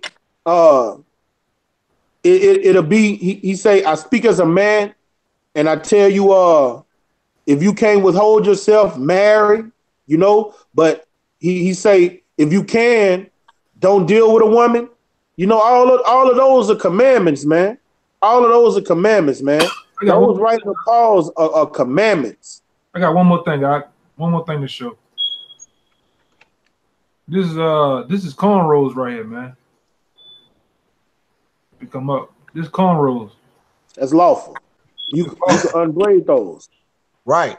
Yeah, you can unbraid and wash these, man. Look at that. Baba Kashan, if you don't mind, can you get some pictures of the ancient rulers that was ruling over there during the dark ages, man? And it'll show you, man. Oh, and it got the pictures of the Egyptian hieroglyphs of the Israelites when they had them braids. Those were braids. Yeah. Get some of the kings, you know, King James up time during the dark ages, man. And watch how these kings, you know, and the rulers, man, during the dark ages, you know. Let me see if I can find it. If you can, just pull it up, you know, ancient pictures, man. And it's gonna show right away if you pull it up. If you go, you know what I'm saying? Like, it's gonna show the men of the Lord during that time, you know, with them cornrows, man. They sitting on that. You just ain't seeing them with dread. You don't see them with dreads, man. All right, they had plaits. Plaits is likened unto like you said, that's for your hair to go over your hair in a unique way, like it's done. That's plaits, man. That's all that was. It was plaits, bro. It wasn't locked up. When you lock your shit, you can't unplait it. You see what I'm saying? A plait can be unlocked.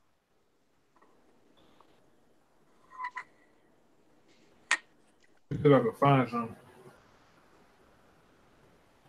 Let me see. Matter of fact, pull it. They got one right here showing you this was Jake. If I could pull it up. This was Jake, man, with the waves in the cornrows, man. Come on. Right there. Yup. You got the braids, the cornrows, and you got Jake with the Jake. Love to have the waves today, man. Mm-hmm. That's what I was talking about. That's on them hieroglyphs. Yeah. You clearly see those are braids. All right, let me find another one.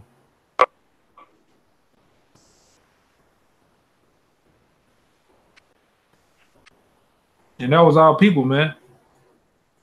That was our people. Our people still rock some of the hairstyles today. But like I said, while it's been over here in America, we gotta learn the way of the heathens, man. We gotta get away from that, man. Those heathenistic hairstyles and shit, man. Shit, wickedness, man. I'm trying to find. They got this site. Well, not site, but you could go on where it show all the kings sitting on the thrones. When they round, like they got their concubines around them, and they got lines and shit around them, man, and they got nothing but cornrows, man.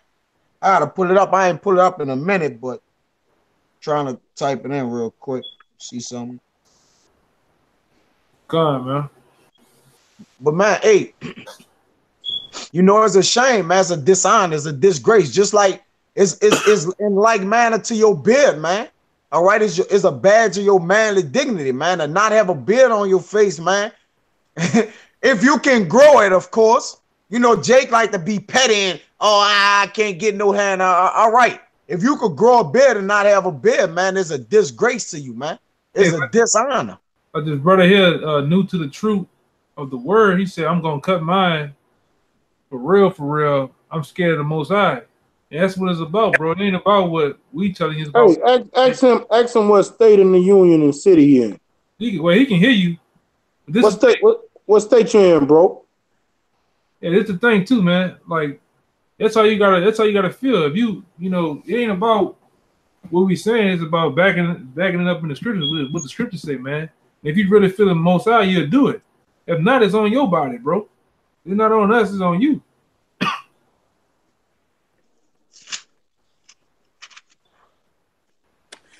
Con, man.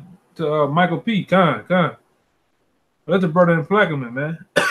Oh, that's the brother in Plaquemine, yeah. Hey, brother, and we doing this sit down for brothers like you in Plaquemine, man. Y'all in them little towns throughout Louisiana, man. Y'all need to get at us, man. If you're receiving this truth, man, come from behind that keyboard and show your faces, man. Because we're at the end. We're at the end. Let's get some at the end precepts, Akim.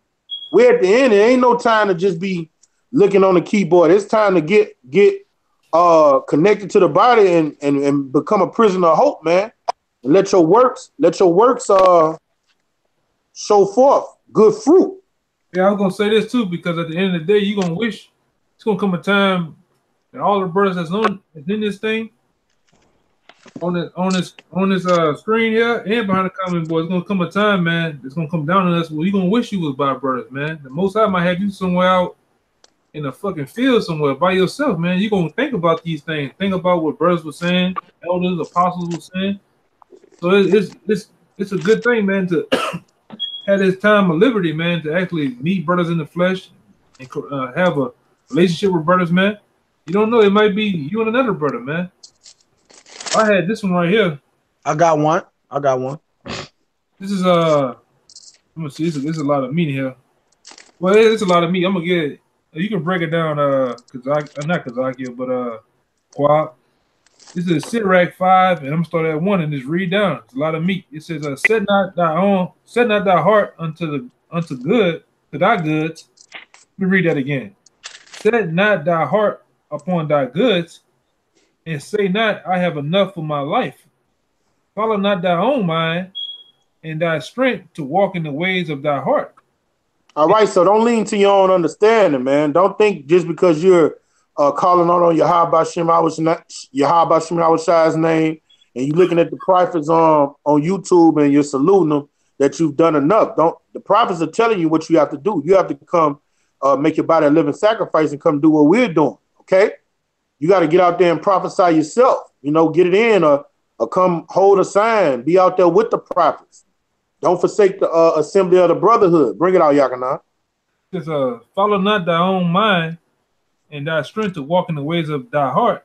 And says, say not, who shall control me for my works? For the Lord will surely revenge thy pride. It says, say not, I have sinned, and what harm has happened unto me? And that's how 2/3 of our people think, man. They think like infidels, man, because the book of Ecclesiastes say, because sentence on the wicked work, judgment isn't carried away speedily. The sons of men hearts are intent on doing evil. All right, the Most High's timetable is not on our timetable, but guess what? The judgment gonna come when you think like a nigga. Bring it out, bro. To say not, I have sinned, and what harm has happened unto me? For the Lord is long suffering; he will in no wise let thee go. Concerning preparation, be not without fear to add sin unto sin. Says, all right, and a lot of things that you learn in this truth, man. You don't know everything. Some things you'll be going off on and don't know it until you get around the brotherhood, and the brother be like, no, that's off. Nah, you can't do that, man. According to the scriptures, that's off. So you have to be taught of the Lord, because you'll be sinning unconsciously, unaware. But iron sharpens iron. That's why the book of Hebrews 13 chapter say, submit thyself unto the older brothers, man. Bring it out, because they got to watch over your soul, and they got to give account how they do that. All right, bring it out, bro. It says, concerning preparation, be not without fear to add sin unto sin, and say not, his mercy is great, he will be pacified for the multitudes of my sins, for the excuse me, for the mercy and wrath came from him, and his indignation rested upon sinners. It's the point right here. It says, make no tarrying to turn to the Lord. Make no tarrying. That means come to the Heavenly Father with great haste, man. You got to come to him with great haste to do his bidding. He say we are his weapons of war. He used us. We are his mouthpiece, man. He's not going to come down from the heavens audibly, ha, ha, ha, and prophesy to the nations. He's going to use his men. So you got to make no tarrying. That's why the scripture in Matthew 9 chapter say the servants are few. The harvest is plenty, but the laborers are few. All right, bring it out. All right. He says, make no tarrying to turn to the Lord, and put not off from day to day, for suddenly shall the wrath of the Lord come forth, and then in thy security thou shalt be destroyed. You don't want that to happen, man. You don't want that to happen, man. You got to come to these rivers of the water ASAP, man. Because we at the end, like right now, it's imperative to do it. Like your immortal soul weighs in the balance. You know, you can look at the videos and get edified for a season, but that spirit of you got to be able to come to the brotherhood. You know, I hate to sound redundant, but it has to be done. All right? It has to be done. Right, man. And it says, and perish in the day of vengeance, man. And if you don't do it, you're going to die. All right? When our great king come back, according to Matthew the 24th chapter, he's going to separate the goats from the sheep. And his sheep he said, my sheep know my voice, and they follow the shepherd wherever he goes. So that means they do whatever they see the shepherd do. The shepherd went out here all throughout Judea and Israel prophesying, man. Revelation 19, the 19th chapter say the spirit, the testimony of Yahweh is the spirit of prophecy, man. You got to come out here and prophesy, Akim. Anybody got a precept? Because I got one. Yeah, I got one. Bring it out. Bring yours out. You can bring yours out. All right. Yeah. All right. This is Daniel. This is Daniel chapter 12, verse 13. But go thy way unto the end be. We're at the end. All right. This is what our Heavenly Father told the great prophet Daniel, our big brother Daniel. He said, go thy way unto the end be. We're at the end. For thou shalt rest. All right. He's past that resting part. He's back here through the regeneration on the planet Earth again. And standing thy lot at the end of days. And what was his lot? He's a prophet. So Daniel's on the planet Earth right now doing the same thing you see us doing. He's not behind no computer, I assure you. He's somewhere in a cheap place for concourse blowing that trumpet, man. And that's what every servant of Yahweh Shem Yahushua has to do. You got it all, Kayak. All right, great. I'm gonna bring it out. You can break it down. It's Acts 3:19, and I got one in Romans. It says, repent ye therefore and be converted, that your sins may be blotted out when the times of refreshing shall come from the presence of the Lord. Right, and you got to give alms. You know, you got to get your works. You know, that's what the Most High do to blot out his transgressions. All right, when you give alms, that's an atonement for sin, man. All right, so you got to come out here with righteous works, meet for repentance, man. Bring it all out. That's it, and I'm gonna jump to the Romans 13, 11, and 12. It says, and that knowing that the time that now is high time to awake out of sleep, wake out of sleep, salvation.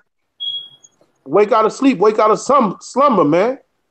All right, you turn on YouTube, man. Even these off camps, you know, we don't get along on doctrine, but even these off camps, you see them out there on the block. They trying, but you know, there's a such thing as studying long and wrong. But at the end of the day, they out there on the block, man. The prophets are coming out here on the block. A lot of those guys on the off camps gonna cross over to sound doctrine. You got sincere guys in the other camps, but they out here on the highways and byways making themselves a living sacrifice, man. You got it, Kayak. For now is our salvation nearer than we ever believed. It's imperative, man. We're in that day. We're in that great and dreadful day.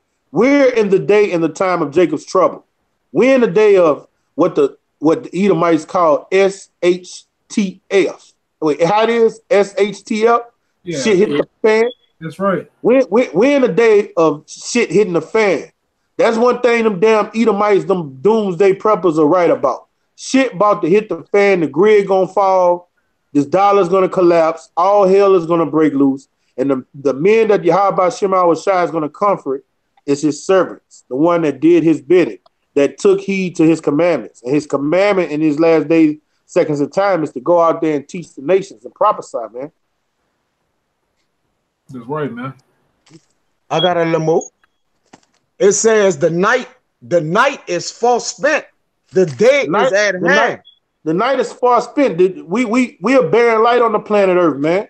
The earth is covered in gross darkness. The night is far spent. This devil's rulership is way past overdue. All right, the day at hand, the kingdom of heaven about to get ushered in. We're the children of light. You know? That goes into we about technically right now, man, we about, if it had to be time wise, it's about 11:30, man. When 12 o'clock hit, that's when the Lord getting ready to come. So it's getting ready to be dawn out here, man. Come. The phase of Yahweh Shai, been on the earth, the light been, it went to nighttime. Now it's been all darkness, the rule of Esau. Now we getting to the time where the cock is finna crow again, man. The sun is finna come from over the horizon, man. Yahweh Shai is finna hit the scene. I mean, these prophecies are speaking, man. You got rumors of wars, earthquakes in diverse places. The earth is doing some shit. Volcanoes erupting, hurricanes coming in week in and week out, typhoons, people dying, pestilence, Ebola outbreaks in different places. I mean, we in that time, huh? Riots, nation against nation. It's on. It's on, man. They killing black people, killing so-called white. It's on, man. It's popping. It says, let us therefore cast off the works of darkness and let us put on the armor of light. That's it. Good.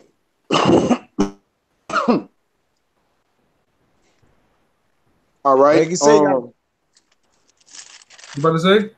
You gotta put this armor on, man. You know, time running out, man, and the Father putting the spirit on the men of the Lord to do.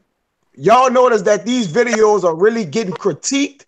It's talking about the exact moment of, the times, like the way the videos are coming is based upon the events of time. Like everything is lining right directly up, man.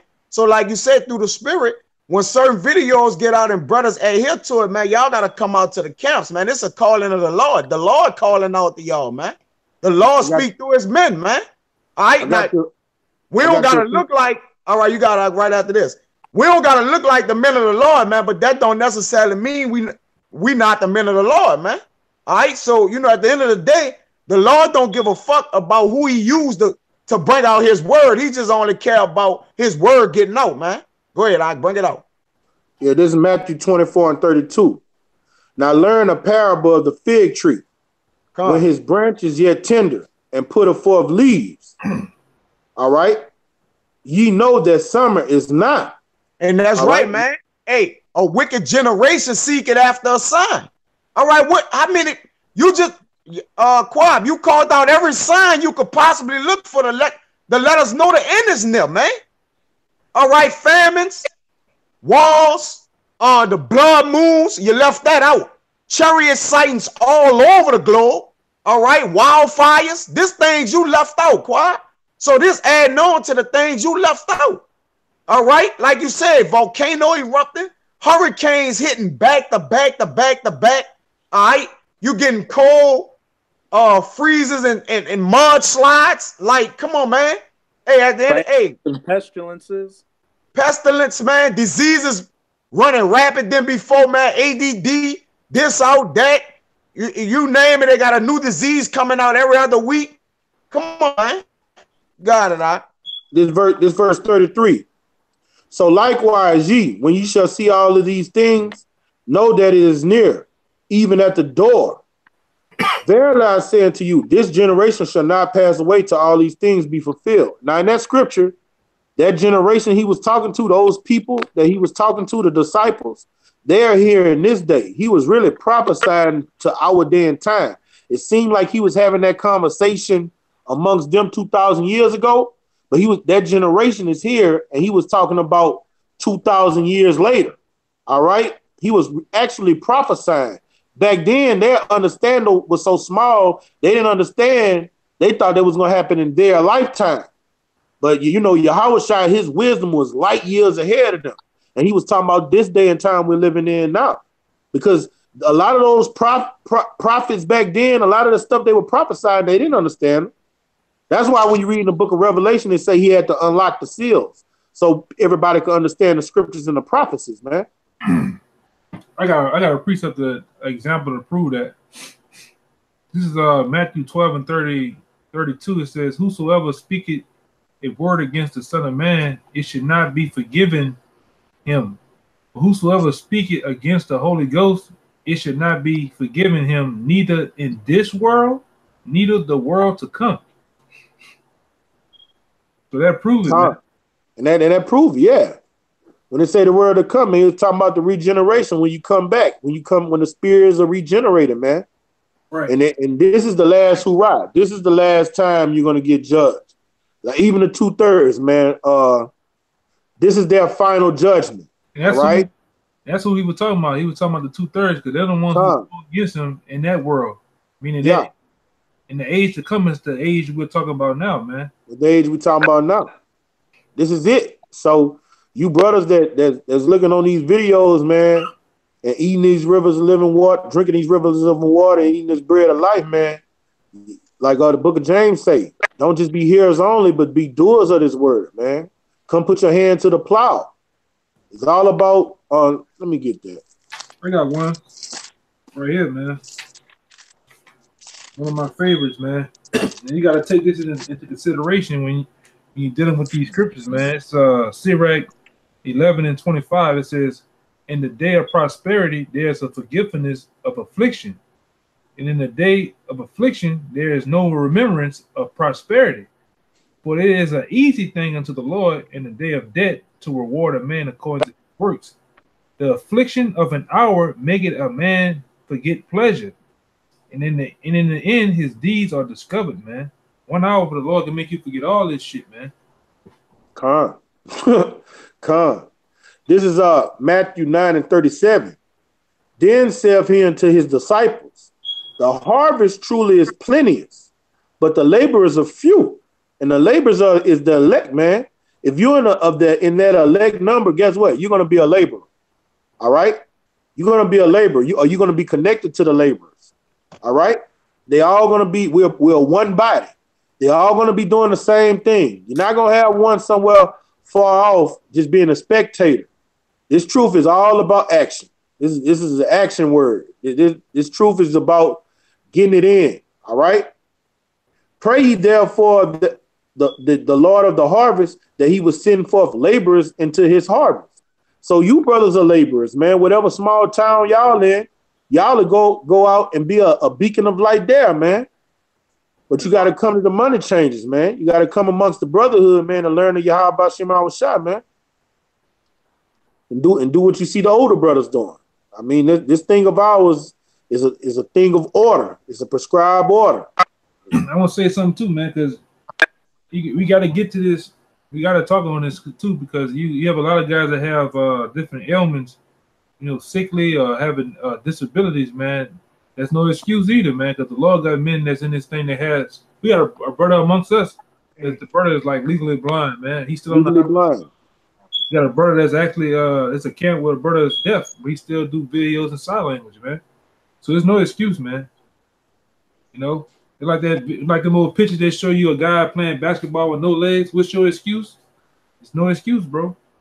The Lord boxed you in on all sides, man.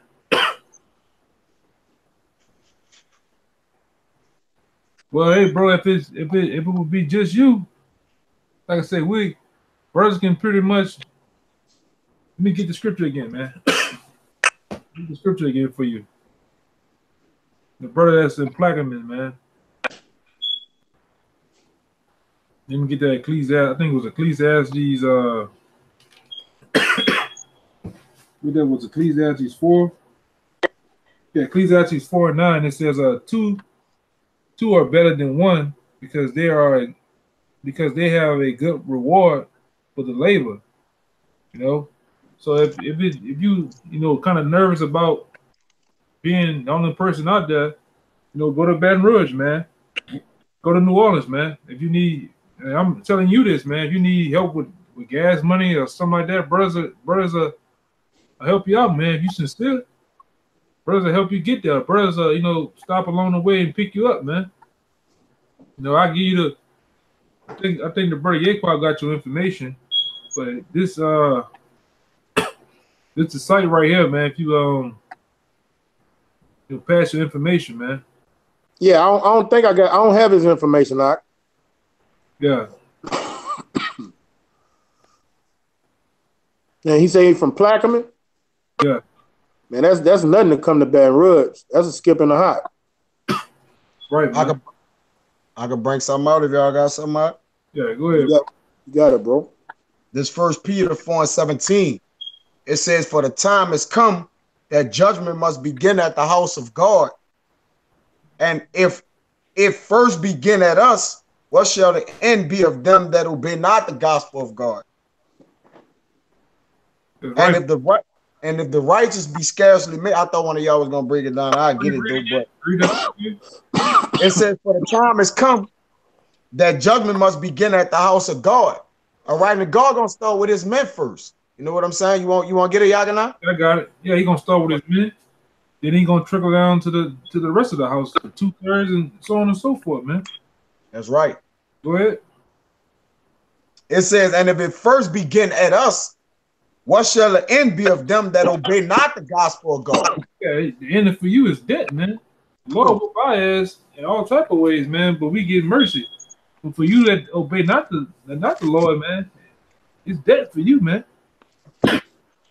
It's saying Proverbs that there's a way that seemeth right to a man. And if you behind a keyboard, just keyboard, man, and you don't never come out and come full course with the ministry, is a way that seem right to you. But the end thereof is death, man. You know, just to back the brother up, man. Is a way that seem right. Hey, give me the scripture about the stripes, man. I love that one. Oh, the stripes? That's my one. Hey, Ryan, you get it. I'm gonna keep reading this right quick. Where's it at? Before the stripes, but many stripes. 25:3, I believe. It's Matthew, huh? I think it's Deuteronomy. No, it's Matthew. What you talking about? Will he be beat with many stripes? Yeah, with many stripes. I don't know what that's at off the top. Let me see. Stripes. No, that was Luke 12:47, I think. Yeah, that's what it is. That's what it is. Yeah, that's what it is. But it says, I say Matthew, my bad. It says, and if the righteous scarcely may be saved, where shall the ungodly and the sinner appear? Yeah, man, you're gonna be destroyed, man. Because you have loathed the Most High's laws, man. You have put everything he said to do behind you, man. We have strict commandments to do certain things, man. Keep the dietary laws, love our brother on the highways and byways. You're only giving up, what, an hour and a half, 2 hours of your time? you know, and in the fellowship, that's not hard, man. That's not hard to do, you know. And a lot of times, the brother from Plaquemine, you know, a lot of times, bro, you know, you don't have to be out there by yourself. It's a main camp you can go to, man. You know, so you have ways to build yourself up in the scriptures, get different breakdowns, understanding. You know, get different examples on how to be as far as your behavior. You know what I'm saying? Not just being a wild man out here. Not saying you are a wild man, but you know, we get all different walks of life, man. So come from all different type of backgrounds. You got brothers from the suburbs, brothers from the rough parts of the hoods, and we got all know how to, you know, control ourselves, man. Got comic book kings. Yeah, we got game heads come to the camp, all type of shit, man. But we all learn to be uncomfortable, man. When I say that, you know, we bring this out all the time. You know, you sometimes have to learn to be uncomfortable around a guy that you never was around. You know what I'm saying? As far as his walk, you know, his personality, man. So you gotta learn to be uncomfortable around that brother's personality and learn to love him for who he. That's who he is, man. You know? Give me that Luke. Con. This is Luke 12. I'm gonna start at verse 46. The Lord of that servant will come in a day when he looketh not for him, and at an hour when he is not aware, and will cut him in sunder, and will appoint him his portion with the unbelievers. And that servant which knew his Lord's will, and prepared not himself, neither did according to his will, shall be beaten with many stripes. Hey. Woo! Read that again, man. And that servant which knew his Lord's will and prepared not himself. Which is what one of the Lord's will. Go and bid them to the marriage, man. Get on the highways and byways, man. That's one part of the Lord's will. Getting your ass out there on them streets, man. Keeping these laws, statutes, and commandments to the best of your ability. That's the Lord's will. Go ahead. And prepared not himself, neither did according to his will, shall be beaten with many stripes. That's right, man. I got you a precept. This Matthew 10, I'm gonna start at verse 23. Let us hold fast. No, Salakia. This Hebrews 10 and 23. Hebrews 10 and 23. Let us hold fast the profession of our faith without wavering. All right. When you get this faith, when you accept this word and you're fully persuaded, this faith, this doctrine tells you to go out on the highways and byways and teach. And he say without wavering. So that's why we do it week in and week out, consistently and diligently. All right. For he is faithful that promise. Because our great king, he say, when you do his will and keep his commandments, man, the kingdom of heaven awaits you. And that's a promise that makes us prisoners of hope. Okay. Because he have these goodly things waiting on us, man. Lord willing, we are the elect. And let us consider one another to provoke unto love and the good works. And that's what we're doing right now. We provoking you brothers that are looking at us. We are provoking you, trying to rouse your spirit to tell you got to come into the fold. All right. Our great king say he in John the 10th chapter, he said, I got sheep that is not of this fold. So he's bringing in those sheep through the preaching of this word, man. All right. So we trying to provoke you brothers to come out here through righteousness, for righteousness' sake. And it says good works, and the good works is teaching this truth. That's the only good work. That's the only good thing you could do in this society as a man of the Lord. Take heed to this word and have a self-analysis of yourself and live this word and teach this word. Other than that, giving a bum a meal under the bridge ain't nothing good about that. That's bullshit. All right. Verse 25, not forsaking the assembly of ourselves together. All right. This is what we're supposed to be doing in these last days, as the manner of some is. All right. You got lone rangers out here that's not connected to the body. They think the Most High. I done heard some guys come out and say, they bring out that scripture in Corinthians where it say you shall need no man to teach you. Totally misunderstanding that scripture. All right. not totally not misunderstanding that scripture. What Paul was saying in that passage is what I've taught you. Nobody else should have to come teach you something different. And what I've taught you, you go teach other men. All right. What was I? All right. And verse 25, not forsaking the assembly of ourselves together as the manner of some is, but exhorting one another. All right. And exhorting means to call out, to teach. All right. And so much the more. And as ye see the day approaching. We're in that day. That day is no longer approaching. We're in that day, man. We're in that time. We're in that season. All right. For if we sin willfully after we have received the knowledge of the truth, and sin is rejecting the truth. When you read Romans, the 14th chapter, it says, if you do something and you're not doing it in faith, it's sin. Okay. Salaki, for if we sin willfully after that we have received the knowledge of the truth, there remaineth no more sacrifice for sin. So when you see us call out, the Most High say, my hand is stretched out still, and he's calling out for you to receive salvation, and you don't receive it, there's no more sacrifice for your sin. And this is what the rest of that scripture says. But a certain fearful looking for of judgment and fiery indignation, which shall devour the adversaries. That's it. All you can look for is death. If you don't come out here and do Yahweh Shema Shai's bidding, all you got is death awaiting you. And verse 27, verse 28, and he that despises Moses' law died without mercy under 2 or 3 witnesses. Of how much sorer punishment suppose ye shall be thought worthy who have trodden under the foot of the Son of God, and have counted the blood of the covenant whereof he was sanctified and holy thing, and have done despite unto the Spirit of grace. So when you don't come out here and do his bidding, you're rejecting grace. You're trotting our great king, what he did for us, him dying for us underfoot. And the only thing that's going to wait you is death. All right. Now they say, are we fear mongering? Yeah. The beginning of fear, the beginning of wisdom is the fear of the Lord, man. Fear got me out here straight up and down. Fear. So if you don't get it, man, we give you the good with the bad. Death awaits you.